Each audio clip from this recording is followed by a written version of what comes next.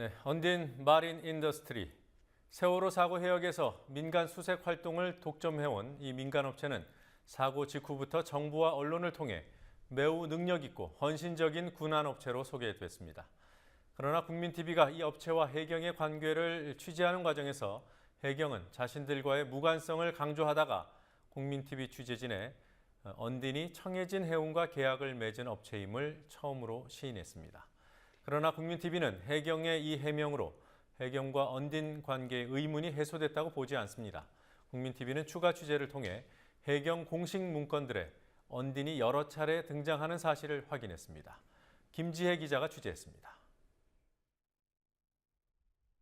세월호 침몰 사고 현장에서 민간 구조 작업을 주도해온 언딘. 민간 잠수요원들 사이에서는 언딘 소속 잠수요원들을 투입하기 위해 나머지 잠수요원들을 배제시켰다는 주장이 계속 나왔습니다.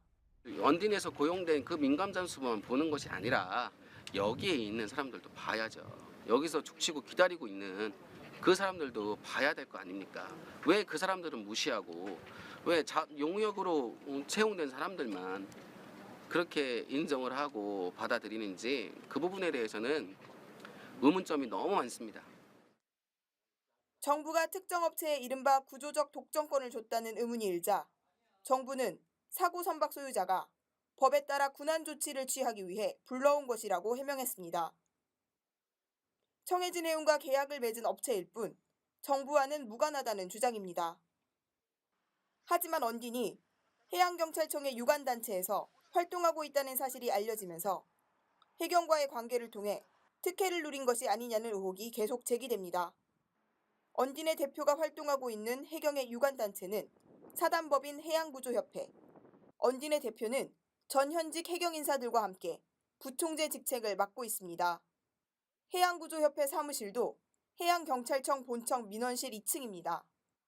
지난 2012년 개정된 순환구호법에 따라 지난해 1월 출범한 해양구조협회는 정부와 별도의 계약을 맺지 않아도 정부의 순환구조 활동에서 한 축을 담당할 수 있게 됐습니다. 해양구조협회 회원사이기도 한 언딘의 이름은 해경 공식 문건에서도 여러 차례 발견됩니다. 지난해 9월 해경 본청에서 열린 해양구조기술 발전 세미나 보도자료입니다. 보도자료에 언급된 민간기관 4곳 중 기업체는 언딘이 유일합니다. 이날 세미나에서는 해양구조협회에서 군안팀장을 맡고 있는 언딘의 한 임원이 발표를 하기도 했습니다.